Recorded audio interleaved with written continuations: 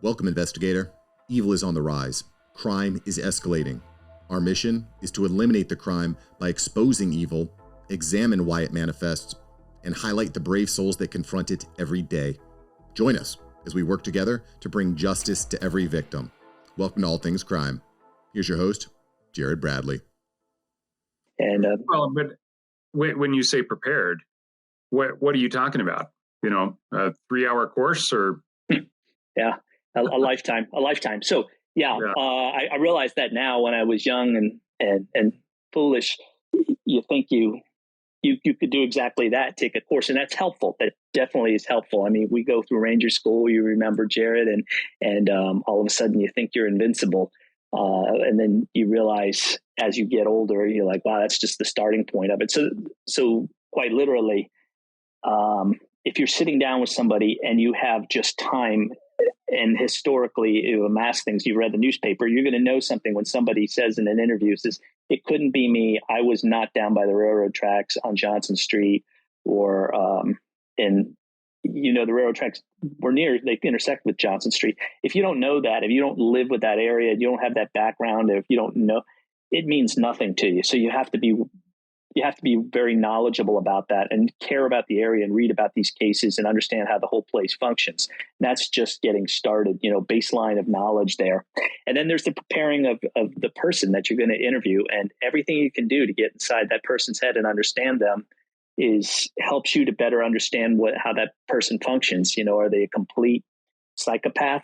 Are they very charming and manipulative, and they're very good at accomplished liars because it works well for them? Unfortunately, there's not too many of them. Or are they what most of the criminals are? They got themselves in bad circumstances or situation, talked into it, or lost their temper and things like that. And that's usually explains the behavior. Drugs and alcohol are a heavy precipitator for that too, of course. But as you understand that, and you have a bit of knowledge in BAU, behavioral analysis unit, the psychology of it and understanding all that all goes into that gumbo that makes people a very good investigator. And like I say, it can come from anywhere. And also add that I've seen brilliance in the smallest of police departments and, the biggest ones, the biggest agencies. I've just seen brilliance of guys. They're just, they're like the Incredible Hulk in there when they get in that room. You're just amazed at how good they are with people and how they're able to establish a rapport and speak to them. That's, there's just so many. Yeah. In fact, I don't care what profession you're in. If you are read well, and if you are fully prepared for whatever it is you're doing, the level of performance that you can put down on the table compared to the guy that's just winging it is just night and day. And I know there's a lot of people out there that they're jocks during high school and a lot of stuff just really comes easy. And some of them are just, off the charts brilliant. And so a lot of things just really came easy for them in their younger years. But you can always overcome that with preparation and diligence and, like you said, studying, understanding the area, understanding even the person. I remember job interviews, and when I would actually sit down the night before and really study the person that I was going to be meeting with, understanding that person's background, Perfect. Where they went to school, doing how long they've been with a company, what different positions they've held with a company. It's like doing research on the person you're going to be meeting with. And in this context, the person you're going to be interviewing or interrogating, whatever you want to call it. It's your ability to perform in that moment is just night and day. Yeah, we're students of that, right? Yeah. Right. The old adage we know from Ranger School, know thine enemy, not fear 1,000 battles. So right, that proper preparation of what they're going to do exactly, and that's a start. It's just a start. Rex Schultz passed away, but he was instructor over the Broward County Police Academy. Bob Rios, he was fantastic. He did interview interrogation, taught that to thousands of people, I think, there, and it was like magic. I should add that polygraph is very helpful. It's a tool, and it's a tool that can be abused, and it can be very helpful, and it can be overly relied on, but it's a tool, and there's nothing more encouraging to get somebody, more cajoling to get somebody to start speaking than wonder about that magic box that's telling them you're lying, deception. But like I said, it's a tool. But those two guys, they jump right out. I mean, there's been several others, and I don't want to slight anybody who's still on the job and say not amazed by. And I've tried to take a little bit from each one of their toolbox and use it myself. Well, sure. And in fact, I can't remember who said it, but I learned this a number of years ago that every single person you come across, there's something you need to learn from that person. And I don't care if it's, just a bum on the street, they can teach you things. There's so many different videos and things out there where you'll see people that you would think would have really nothing to contribute to the conversation, and yet they can come up with little bits of wisdom that are just absolutely amazing. In fact, talking about Ranger School, I was an officer, second lieutenant going in, and I'll tell you what, when I actually got there and we were on the street and we started getting, or not on the street, but actually in the school, and they started issuing equipment, and you see the bad boys, they just sit down, they start tying their parachute cord around, tying all the equipment onto the utility belt and all that. And I'm just looking at them going, what are you doing? And they're looking at me like, what are you doing? I said, you better start following my lead, man. I don't care if I'm, Private Snuffy. I've got it down here and you don't. So one of my first learning experiences, the moment I stepped in there, and it was probably within a couple of hours of actually, breaking formation, when I started issuing equipment, man, and I was like, okay, I'm in over my head. I gotta start learning. This learning curve is going to be fast, and I got to get on it, because right now I'm not even close to being there. Yeah. A few more stories. Yeah, right. Ranger School is a school. The Ranger Battalion is a life. And just things that jumped out at me. I remember 100 mile an hour taping a dime onto the front of their barrels. So when they jumped in, that barrel didn't ram into the earth. You didn't put debris right up, earth right up into your barrel itself. So you just taped that off and ripped it off right away. And just little things like that just was normal course of how they did business. But you came away from that in moments and were so much better. And I did the same thing in police work. Those guys had amassed years of investigative experience, and also, there's courses that speak to that are very helpful as well. And John Reed School is a very, very good school. Long time been around, but there's a process on that, and there's different schools of thought on how to go about that. But essentially, staying with the theme on the interview and interrogation, what you're doing is you're creating an environment that person needs to stay and talk to you. And so they're going to take either door number 1 or the box, and you don't want them to take and walk out the door when you're in an interview. I should add that the feds are very different.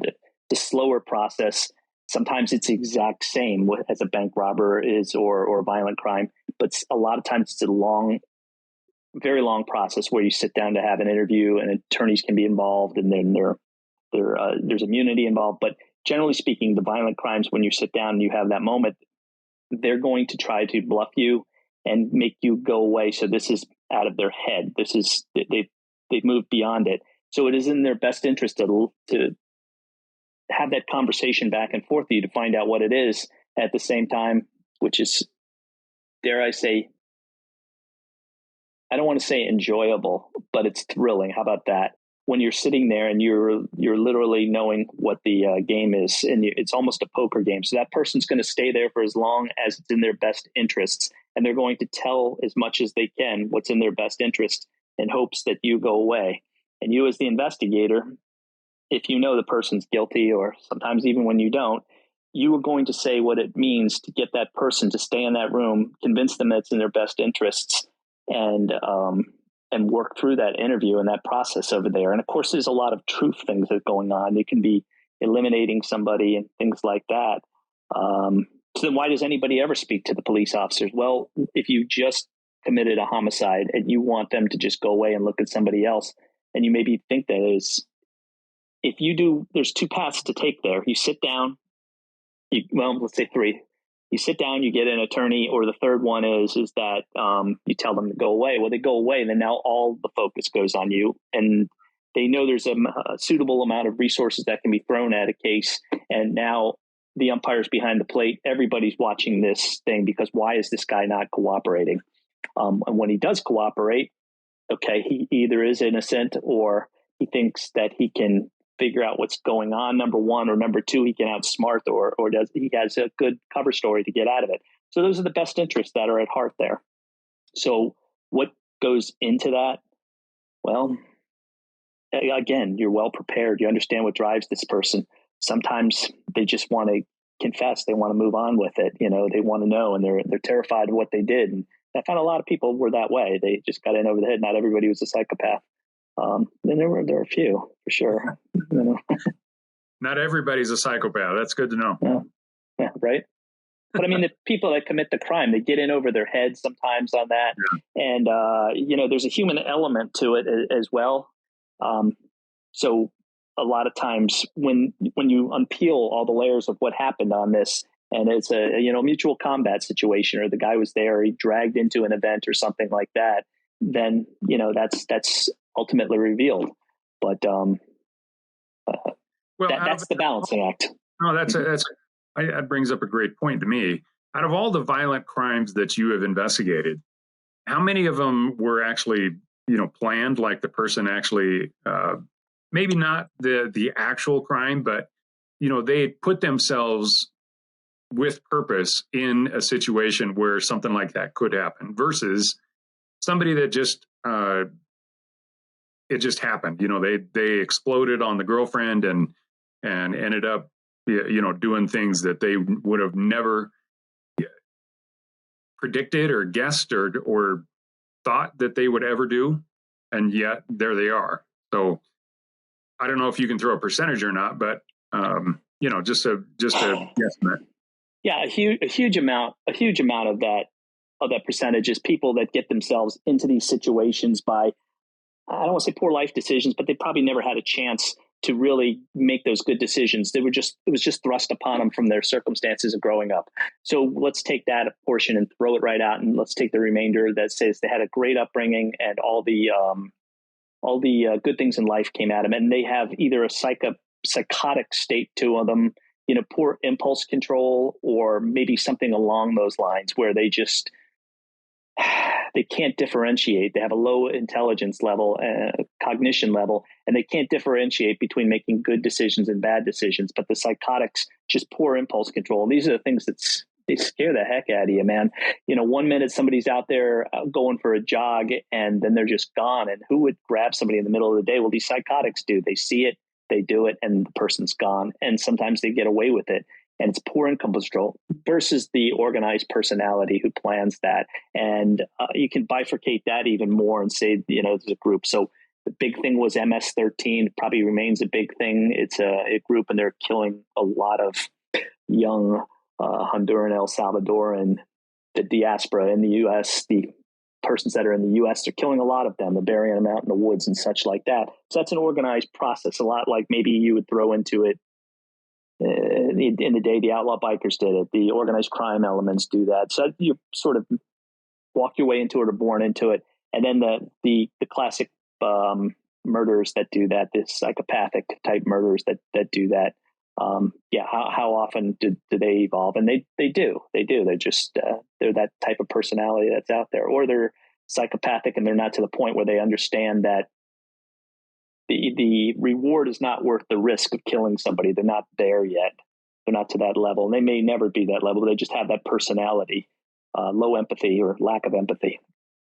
So how often do you catch that one psychopath that's out there killing people? It's kind of rare. It's kind of rare, but it does happen. The rapists, and you see it happen here. But I think the ability to catch them, and there was so much of that going on, has really stemmed from the DNA work. You've been able to catch these guys, and they're locked up and they're not out there anymore. I'm sorry, you were going to say something.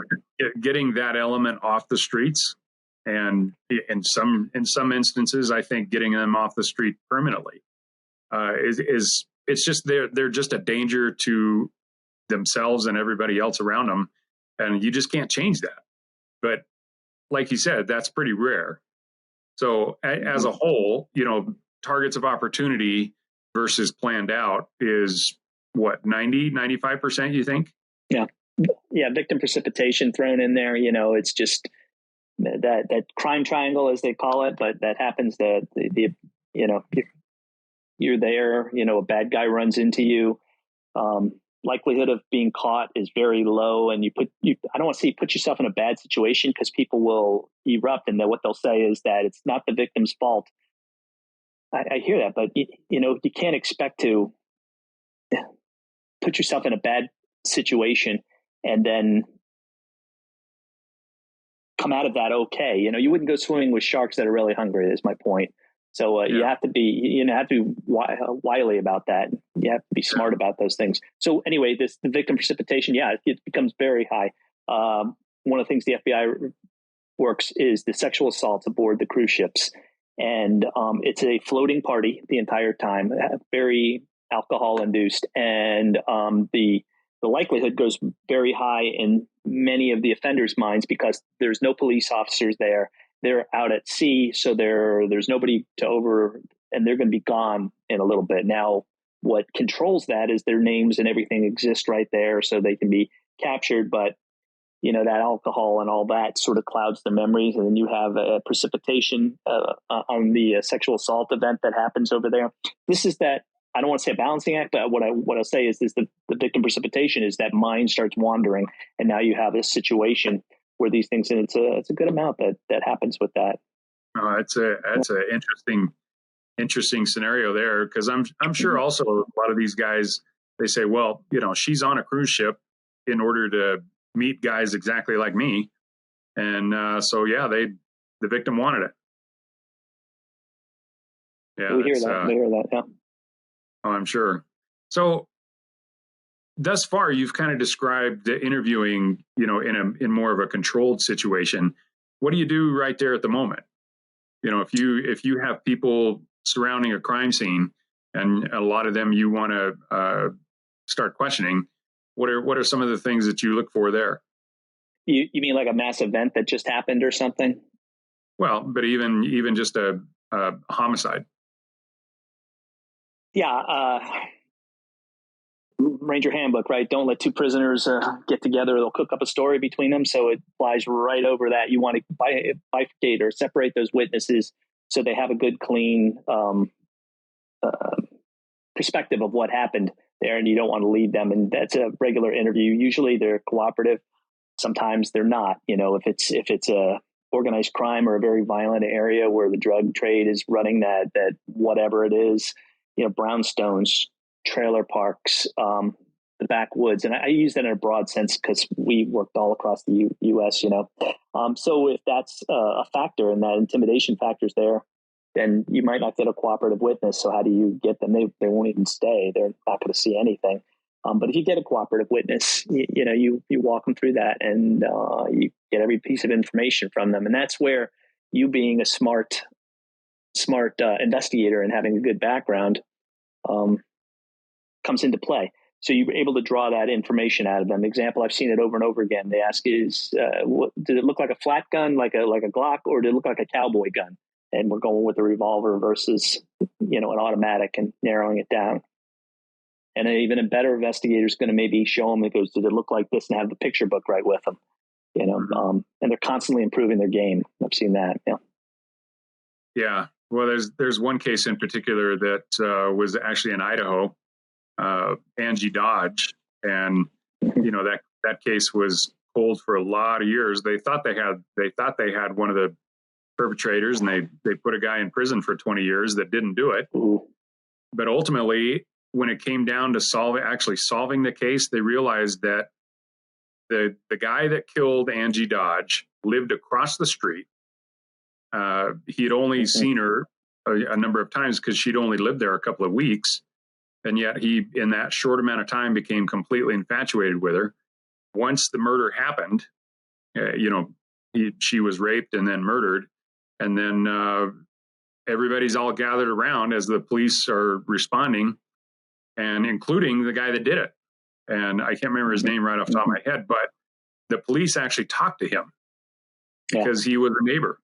But so he was in the file, but just never came up as a really good victim, or I'm sorry, a really good suspect. And I don't know what in that officer's mind thought, hey, this guy, he sounds legit, and so we shouldn't pursue him any further. But clearly that's one of those that's missed. Horribly. I see what you're saying. Yeah, I see. Yeah, exactly. Case in point, different time in a different place. So what happened back in those days is a lot more acceptance on face value happened, and you did not have that benefit of being able to see how this person lived. You could see a criminal history, but if you didn't have that and somebody was helpful, generally people were helpful back then. I have a little vignette I tell about when I was a boy, Miami Serpentarian. A little kid fell into the Nile crocodile pit at the Miami Serpentarium, and three guys jumped in with a Nile crocodile to try to save this kid. And unfortunately, he was killed, and the owner came out and killed him with a Luger pistol. And I think about it now, how things have changed. And would three people jump into a crocodile pit rather, or would they sit back and film it? So my point is that social conventions have changed. So we, in that time period, trusted people implicitly. Now we know that if somebody injects themselves into an investigation, we're setting off red flags and we want to know more about this person. It happened with the Lyons sisters. The family injected themselves into the investigation, and we see that pattern over and over again. The other part of it, Silence of the Lambs. Okay. Hannibal Lecter says, he covets. That's what the big line was. And he lived and he saw Buffalo Bill, saw the girl the entire time, Frederica Bimmel. And that is Occam's razor. It's staring you right in the face. I mean, somebody didn't just wake up one day and drive into a zone where they're not comfortable and then go grab somebody unless they're psychotic. I see, I do, I act, or impulse control. And it's hard to pick that off when you don't have any clues there. But if somebody's maybe the poor impulse control, they operate in their comfort zone. You see that over and over again.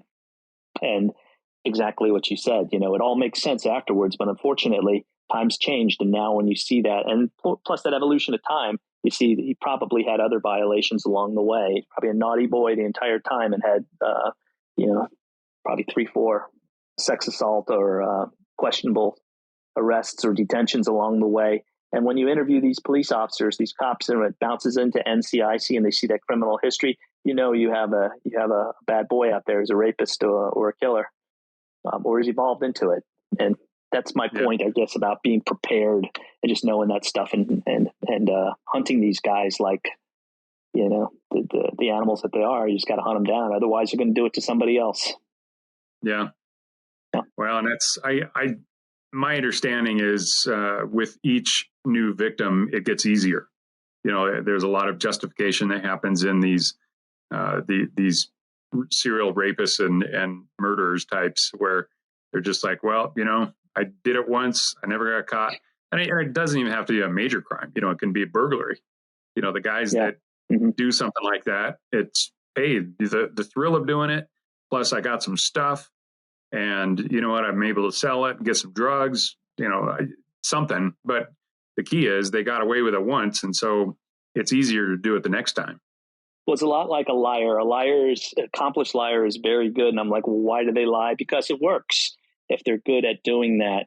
And I watched something one time and I forget who said, he says, a great liar, Lance Armstrong, terrible liar, Richard Nixon. And they showed the juxtaposition of the two out there.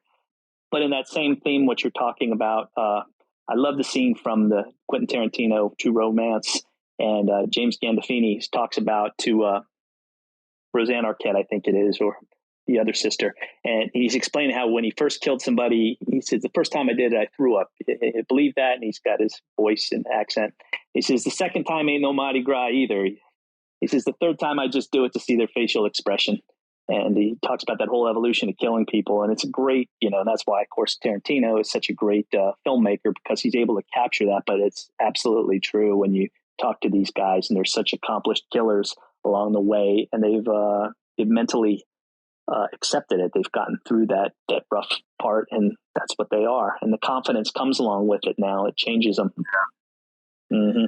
Well, I think it's amazingly fortunate to society as a whole that, number one, I don't know if there's a percentage, but I would say it's got to be in the upper 90s of people that just never even contemplate something like that. They're just like, you know what?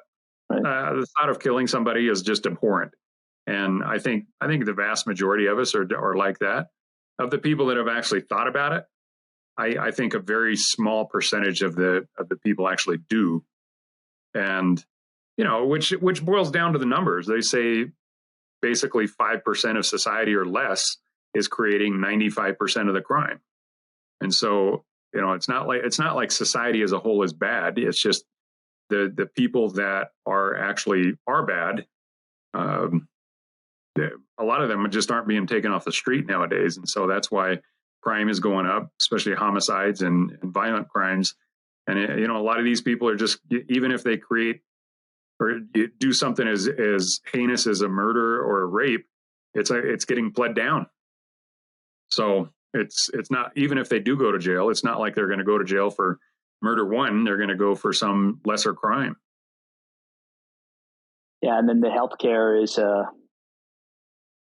the mental health care is lacking right now. The answer probably was not putting people into facilities that used to exist when we were young, Jared. But the answer is not letting them live homeless existence. I mean, it exacerbates the problems that they have.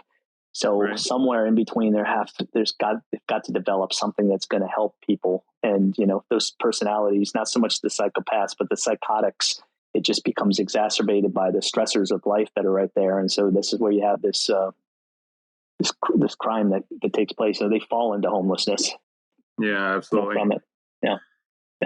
Well, listen, Tom, I know we could keep going on for hours and hours, man. I appreciate it. But I'll tell you that's, I'm glad there's guys like you out there that not only are dedicated enough to do this kind of stuff, to study it and to perfect it, but that you actually stick around, you educate the younger guys, and it's, it was your job basically leading that ERT team to train a whole bunch of younger guys coming up, right? Yeah, I'm fond of saying, I was very fortunate to be able to make a living and make a difference. And it's stressful, no two ways about it, but that's the life I chose. And I was very blessed and fortunate that senior guys took pity on me and took me under their wings and helped me out. And I'm trying to maybe hand that down and help people, or at least direct them to the people who do know how this stuff works, but also to stay networked into it and share that. And it's, of course, the technology and everything else. And the better we share that, it's iron sharpening iron, the better we get at that. And it's fair to everybody across the board. And there's even a detrimental effect, a deterrent effect rather, when you're very good at your game and that if you come into this area, you're going to get caught, when the agencies are really good. I mean, South Florida is very cutting edge as far as technology. And I've been to other parts of the country, and I'm surprised they solve anything. Sometimes it's, they do, but they do it differently. They do it in an organic process. But when I see the technology that was so well embraced in South Florida, and I can't answer that. I've looked at it and trying to understand it, and I can't say it's the sheriff's office have discretionary funds, so they're able to get that technology, bring it aboard, and they network so well and they're close. I can't say it's that. I lived up in Maryland, as you know, up there. I don't know what's the traffic that maybe prohibits getting those clubs and those like the big chapters of the IAI together and networking, and they do a great job. But I would say that technology of South Florida is, and other parts of Florida too, is just really good. How they embraced that so long ago. Again, caveat that I could be biased just because I saw it so up close back in those days. Yeah, well, but there is a reason that so many people are moving out of areas like Maryland and moving down to Florida. There's the crime rates are lower. There's lots of reasons, but the beaches, I'm sure, pulls some of those folks. I just think also the crime wave that came out of the 80s, with all the homicides, the bodies were stacked like cordwood, and they had to get better, and they really worked hard to get better. And I think probably, if I had to guess at it, you had experienced investigators who came and moved to Florida as retirees, missed the job, and went back there. And there were Bob Foley, for example, is back up in Massachusetts, but he was one of the Obi-Wan Kenobis over the Jedis in BSO, and he's still working now, and he's 80-something years old, and he stays engaged and networked and shares that information. But when he was there and he said something, I think that he was just imparting that wisdom. And a lot like that Ranger Battalion, those guys, you see them and you do it. It just changes you in that moment. So I think that's a large part of it. You're not going to get that in an insular part of the United States where you just don't have that exchange of information and those folks coming in. So anyway, I love the phenomenon. You know, I could talk about it all afternoon. So maybe that's a podcast for another day. Yeah. Well, we will certainly have you on again, brother. Okay. Sounds real good, Jared. Okay. You take care. All right. Enjoyed it. Take care of yourself. Thanks for joining us. Your attention today brings us one step closer to exposing and eliminating the evil that brings crime to our communities. Hit subscribe and share this episode. Together, we will bring justice to every victim.